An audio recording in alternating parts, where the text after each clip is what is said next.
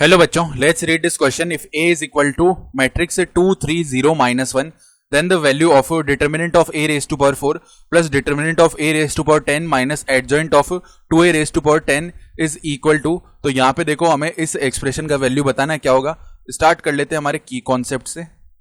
तो देखो की कॉन्सेप्ट क्या हो जाएगा. हम जानते हैं अगर a एक मैट्रिक्स है इस तरीके की a b c d, और अगर हम एडजॉइंट ऑफ a लिखना चाहते हैं तो 2x2 के मैट्रिक्स के लिए डायरेक्टली हम एडजॉइंट निकाल सकते हैं. जो मेन डायगोनल है उसके एलिमेंट्स को तो एक्सचेंज कर दो, यानी a की जगह पे d आ जाएगा, d की जगह पे a आ गया, और जो बचे हुए एलिमेंट्स हैं उनको -1 से मल्टीप्लाई कर दो, यानी -c और माइनस का b. ये हो जाता है एडजॉइंट ऑफ a. तो अब देखो इसी तरीके से a तो हमें पता है, a क्वेश्चन में दिया हुआ है कितना 2 3 0 -1. तो अगर हम यहाँ से a स्क्वायर निकालें तो वो क्या आएगा, a मल्टीप्लाई में a, यानी कि 2 3 0 -1 मल्टीप्लाई में 2 3 0 -1. इनको मल्टीप्लाई कर लेते हैं. तो ये जो फर्स्ट रो है इसके फर्स्ट कॉलम से मल्टीप्लाई हुए कॉरेस्पॉन्डिंग एलिमेंट्स मल्टीप्लाई होकर ऐड हो जाएंगे. 2 मल्टीप्लाई 2 4 होता है, प्लस में 3 मल्टीप्लाई में 0 0 हो गया. फिर देखो 2 मल्टीप्लाई में 3 6 होता है, 3 मल्टीप्लाई में -1 माइनस का 3, 0 मल्टीप्लाई में 2 0 होता है, -1 मल्टीप्लाई में 0 0 होता है, 0 मल्टीप्लाई में 3 0 होता है, -1 मल्टीप्लाई में -1 यानी प्लस का 1. तो ये कितना बन गया हमारे पास 4 3 0 1. इसका मतलब जो a स्क्वायर आया उसको अगर हम सही से लिखना चाहें तो कैसे लिख सकते हैं. 4 को लिख सकते हैं 2 का स्क्वायर, 3 को लिख सकते हैं 2 का स्क्वायर जो कि 4 होता है और माइनस में 1, फिर 0 को 0 ही रहने दिया, 1 को लिख दिया -1 का स्क्वायर. ठीक है.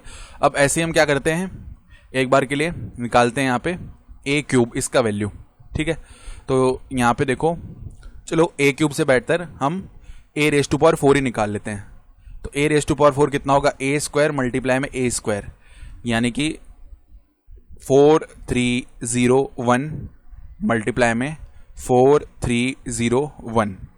तो इधर से देखो कितना बनेगा, 16 प्लस में 0, देन 12 प्लस में 3, देन 0 मल्टीप्लाई में 4 0, 1 मल्टीप्लाई में 0 यानी कि 0, देन इधर 0 आएगा, प्लस में 1 आ जाएगा, यानी ये कितना बन रहा है 16 प्लस में 0 यानी 16, इधर 15, इधर 0 और इधर 1.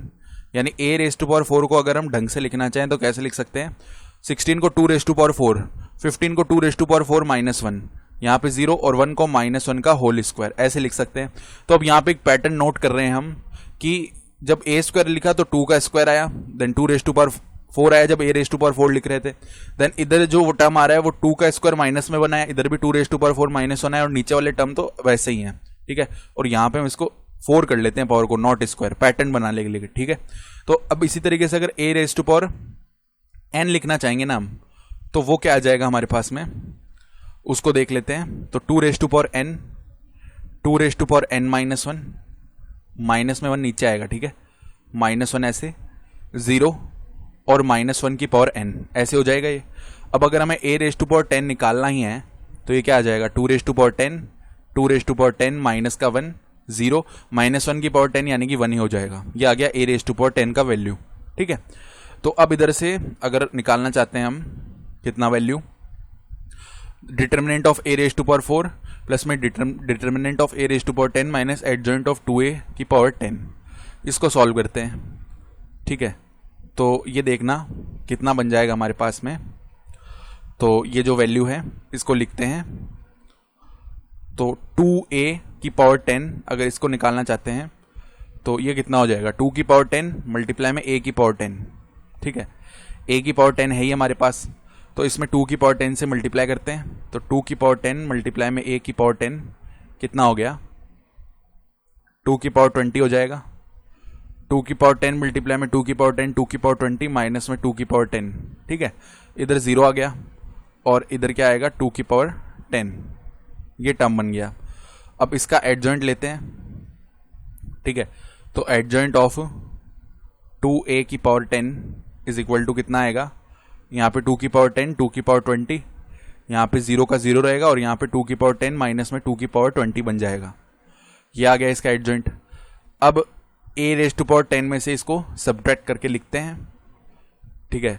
तो a raise to power 10 minus में एडजॉइंट ऑफ 2a की पावर 10, ये जो टर्म है ये देखना कितना बन जाएगा हमारे पास में, a रेज़ टू पावर 10 का वैल्यू 2 की पावर 10, 2 की पावर 10 माइनस 1, देन 0 1 माइनस में आएगा, इधर बन गया ये 2 की पावर 10, 2 की पावर 10 माइनस में 2 की पावर 20, देन इधर 0 और इधर 2 की पावर 20। ठीक है, इसको सॉल्व करके लिखते हैं। तो हमारे पास में जो वैल्यू है वो कितनी बन जाएगी, इसको देख लेते हैं। तो 2 की पावर 10 माइनस 2 की पावर 10, ये तो 0 हो गया। तो देखो a raise to power 10 minus में एडजॉइंट ऑफ 2a की पावर 10 इज इक्वल टू, इधर तो 0 बन गया, देन इधर 0 माइनस 0, इधर भी 0 बनेगा। ठीक बात है। देन 2 की पावर 10 माइनस 1, माइनस में 2 की पावर 10 और माइनस माइनस प्लस हो जाएगा। ठीक है, तो कुल मिला के ये बना क्या, देखो 2 की पावर 10 माइनस 1 माइनस में 2 की पावर 10 और प्लस में 2 की पावर 20, ये आ जाएगा। और इधर देखो जो टर्म है वो 1 माइनस 2 की पावर 20 ऐसे बन जाएगा। तो अब अगर इसका हम डिटर्मिनेंट लेंगे, ठीक है, तो यहाँ पे 2 की पावर 10 माइनस 2 की पावर 10 ये तो 0 हो चुका है। ठीक है, तो अब इसका अगर डिटर्मिनेंट ले लेते हैं हम, determinant of a raise to power 10 minus में एडजॉइंट ऑफ 2a की पावर 10 इज इक्वल टू क्या आएगा, देखो डिटर्मिनेंट लेने पे ये 0, यहाँ पे 2 की पावर 20 माइनस 1, ये 0 और 1 माइनस 2 की पावर 20 ये बन रहा है। तो अब ये टर्म तो 0 से मल्टीप्लाई हुआ, माइनस ये टर्म 0 से मल्टीप्लाई हुआ, तो 0 माइनस 0 यानी कि 0 आ जाएगा ये। ठीक है, ये तो 0 आ गया। अब determinant of a raise to power 4 लिख लेते हैं।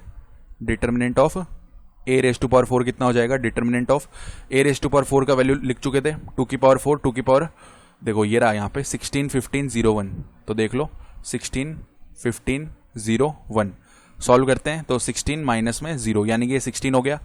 तो यहाँ पे अब जो हमें निकालना था वो लिख लेते हैं, डिटर्मिनेंट ऑफ a की पावर 4 प्लस में डिटर्मिनेंट ऑफ a की पावर 10 माइनस में एडजॉइंट ऑफ 2a की पावर 10, इसका वैल्यू कितना हो जाएगा 16 प्लस में 0 यानी कि 16 हमारा रिक्वायर्ड आंसर हो जाएगा इस क्वेश्चन के लिए।